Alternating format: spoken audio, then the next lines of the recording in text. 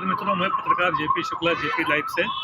जैसा कि आपको मालूम है कि विधानसभा का शीतकालीन सत्र 19 तारीख से प्रारंभ हुआ था और आज विधानसभा शीतकालीन सत्र का चौथा दिन है। और इस शीतकालीन सत्र के चौथे दिन में आज अनिश्चितकालीन के लिए विधानसभा स्थगित भी हो गई है। और इस दरमियान बहुत सारे मुद्दों पर जैसे वंदे मातरम और SIR, किसानों की समस्या, अपराध, भ्रष्टाचार, बेरोजगारी जैसे तमाम मुद्दे उठाए गए। तमाम मुद्दों पर चर्चा हुई। वहीं इस वर्ष अनुपूरक बजट मात्र, जबकि अभी आम बजट आने को 2 माह पूरे होने वाले हैं और उससे पहले अनुपूरक बजट लाया गया 24,496 करोड़ रुपए का। और आज अनुपूरक बजट सदन के पटल पर यह पूर्ण बहुमत से पास हो गया है, जो कि 24,496 करोड़ रुपए का बजट सरकार ला करके उत्तर प्रदेश की व्यवस्था को सुदृढ़ करने का संकल्प लिया है। वहीं इस चर्चा में शामिल होने से पहले नेता प्रतिपक्ष ने मुख्यमंत्री नेता सदन योगी आदित्यनाथ को बहुत सारे सुझाव भी दिए, बहुत सारी शिकायतें भी की, बहुत सारी मांग भी की कि जो कि जनहित में होनी चाहिए। उन्होंने इस पर बहुत सारी चर्चा की। इसके सारे जवाब में जब नेता सदन में मुख्यमंत्री योगी आदित्यनाथ ने उनको जवाब दिया, उन्होंने ये कहा कि समाजवादी पार्टी अगर चाहती तो प्रदेश पहले भी सुदृढ़ हो सकता था, लेकिन आपकी मंशा कभी ऐसी रही नहीं।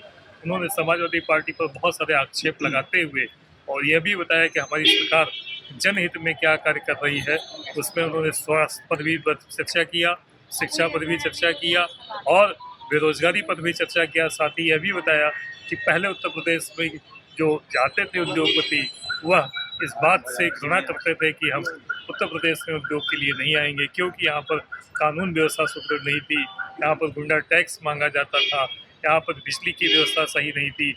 इस कारण से कोई भी उद्योगपति उत्तर प्रदेश में आने को तैयार नहीं होता था। आज स्थिति ये है पौने 9 वर्षों में कि लाखों यहाँ पर उद्यमी आने को तैयार हैं।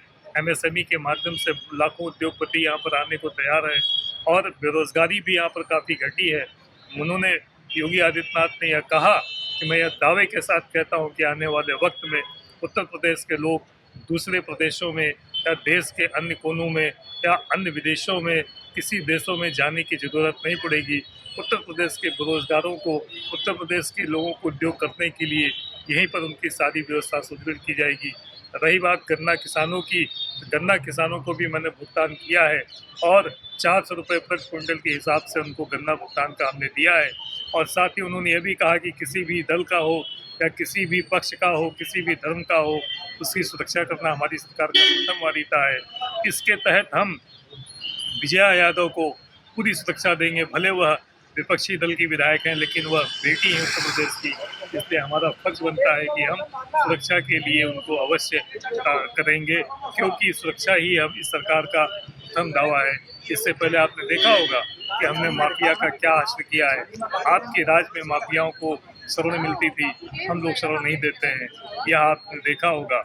और उत्तर प्रदेश आने वाले समय में और भी ज़्यादा सुदृढ़ बनेगा और भी ज़्यादा विकास करेगा। रही बात, अगर आप यह सपना देख रहे हैं कि 2027 में आप आने वाले हैं, तो ऐसा आप 2027 तो भूल ही जाइए।